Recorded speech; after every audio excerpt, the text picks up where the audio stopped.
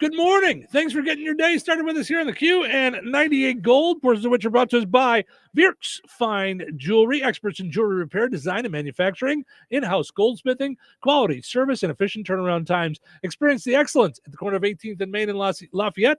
Visit Virks.com. Also want to mention our friends over at Jasper County REMC, powering up Deweyville each and every morning right here on the Q and 98 Gold, as well as on YouTube. We're smiling faces here on YouTube. Powering us up, visit JasperREMC.com. All right, so I guess Elon Musk is doing this thing with human brain chips they're trying out. I mean, I know that he's a genius. Like, I get that. He's also kind of a weirdo. Mm-hmm. And also really has not necessarily done a really good job with Twitter, X, whatever you want to call it. Mm-hmm. I mean, you got to think there's something a little off about somebody that buys a company and then has to put their own name on it, like their own like brand on it. It's just kind of weird. There's something a little wrong with some. Oh, Deweyville. No, never mind. I didn't want. I was like, not another kettle story. Oh gosh. I kid. I tease myself, of course. Yes. Yeah. I don't know why it's reminiscent of that story about Kim Kardashian telling Kanye to have his wife cover up. Right. Like, sure. Yeah. It's not good for the kids. Yeah. little bit there. Yeah. Okay. So apparently, Elon Musk is trying out this human brain chip thing in a guinea pig. The first ever human to be fitted with a Neuralink's brain chip can now move a computer mouse with thought alone. This is according to tech billionaire Elon Musk. The patient was part of the neurotech startup's first human test group and received the implant last month. So wait, so this is actually going into humans?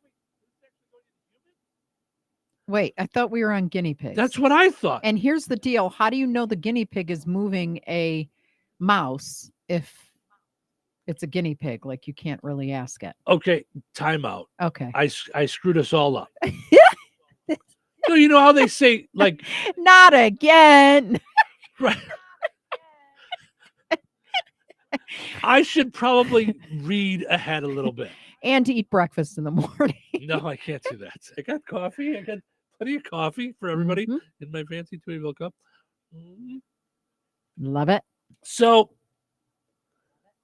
you know how they say a guinea pig, like as someone who's trying something out. Oh, you use the phrase all the time. Guinea pig. I'm not a human guinea pig. Right. Okay. All right. This woman is literally a human guinea pig. How much are they paying her to do that? I don't know. The patient was part of a neurotech startup's first human test group, received the implant last month, with Musk telling journalist Catherine Brodsky in an X Space event Monday. They've recovered well, and the progress on what they set out to do is good. He adds, the patient is suffering no ill effects, the company's aware of. Yet. That the company's aware of. One of that yet. That the company's aware of. We're not aware of any of that. Mm-hmm. And can apparently move a mouse up and down to drag boxes on the screen just by thinking about it. Okay, so can I just propose something here? Hear me out. Sure. They should take the AI robot eyelash guy and combine it with the guinea pig woman. Right. So that, let's just say, said robot goes a little berserk and pokes her eyeball out. Mm-hmm. We don't need two coverages, like two insurance coverages. Sure. Or policies. All right. Seems a little weird, but I get where you're coming from. Beautiful eyelashes and be able to move the mouse. Right. All at the same time. Sure.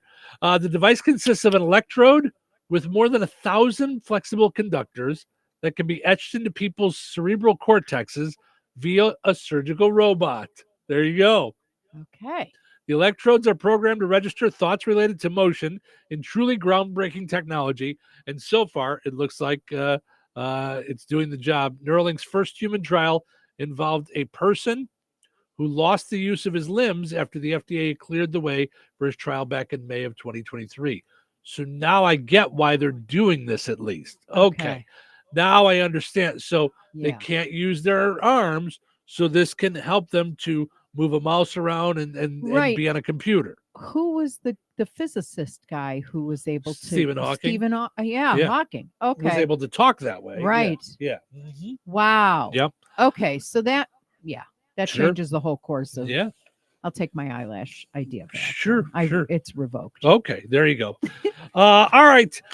We've heard Russ mentioning it in WLQI in the news all morning. The Beatles are going to get biopics for each of them. And apparently each of the estates of John Lennon and George Harrison have signed off on this. Ringo and Paul still alive.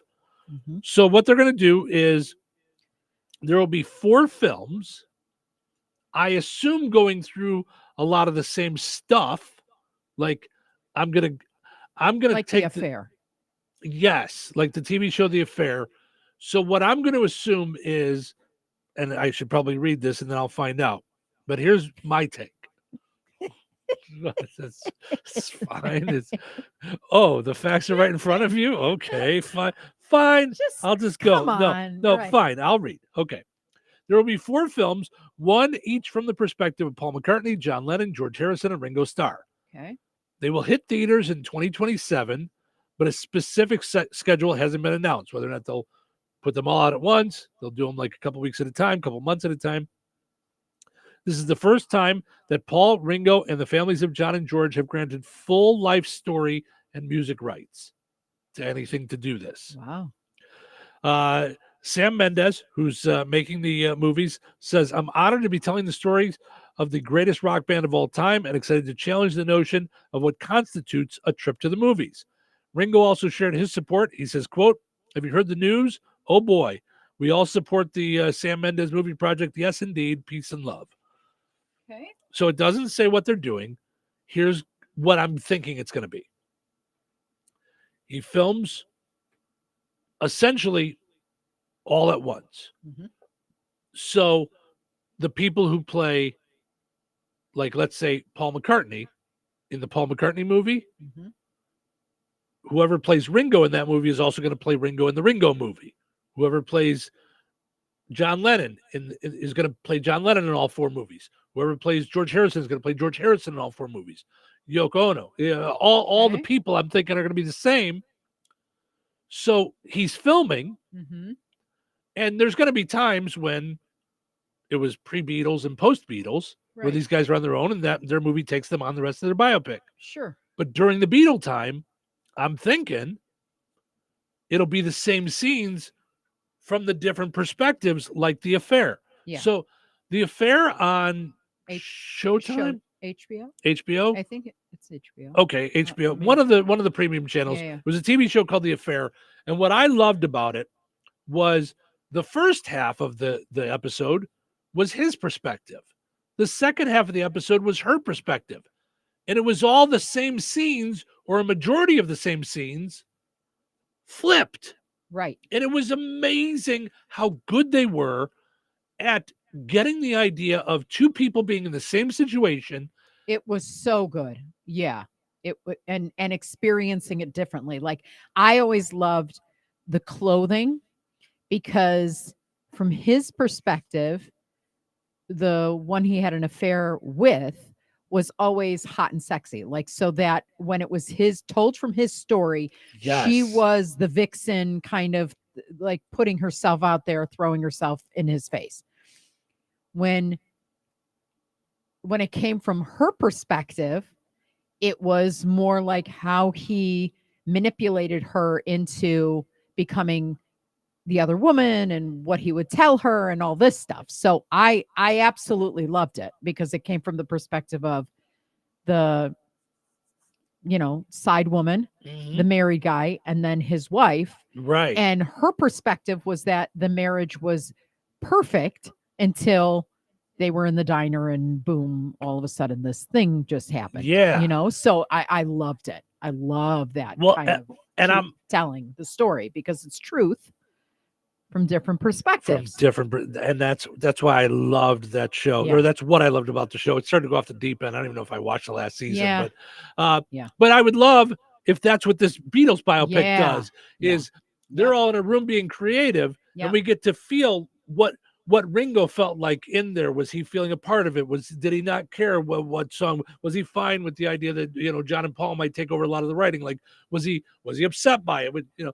Get to feel what they felt in that moment. I just hope, it's good. And I hope it's truthful, because a lot of times we get in the media the exaggerated version or something created, like this one didn't like that one, so every time he breathes wrong, I'm not going to be here and I'm not going to stand for this. And so they create these false narratives, when actually there was a lot of love and admiration, with maybe a tinge of jealousy, maybe a tinge of, hey, I didn't get heard on this song, or I didn't get heard on this thing. But who has a relationship that doesn't have those elements in it? You don't have to be famous to be annoyed by somebody. But like, although I know you were never annoyed by me, but no.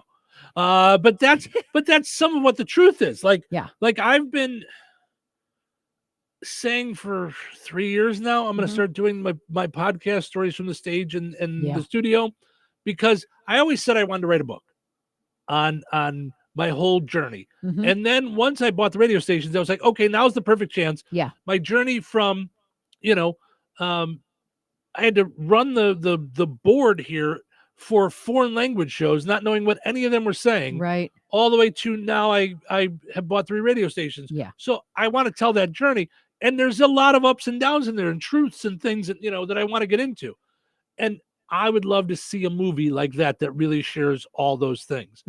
That said, 6 days from now is Tuiville Day. That'd be another good day to kick it off. I've had like multiple days where it'd be good to kick off that podcast. We'll see if it happens. But and if there's any ghostwriters out there, please contact Steve Toohey at the station. But now I'm like, I thought about it. I'm like, what a dumb idea for me to do a book. Why would I do a book when I'm into audio? This is what nowadays, yes, I should just do a podcast. Well, but so you do a book on audio. Right, but why not just do, this is what I do, so why not do this version of a book? So anyway, all right. This is where we wrap up on 98 Gold. We're going to come back on the queue with ending on a high note with Cheryl and the pizza quiz. So stick around for that.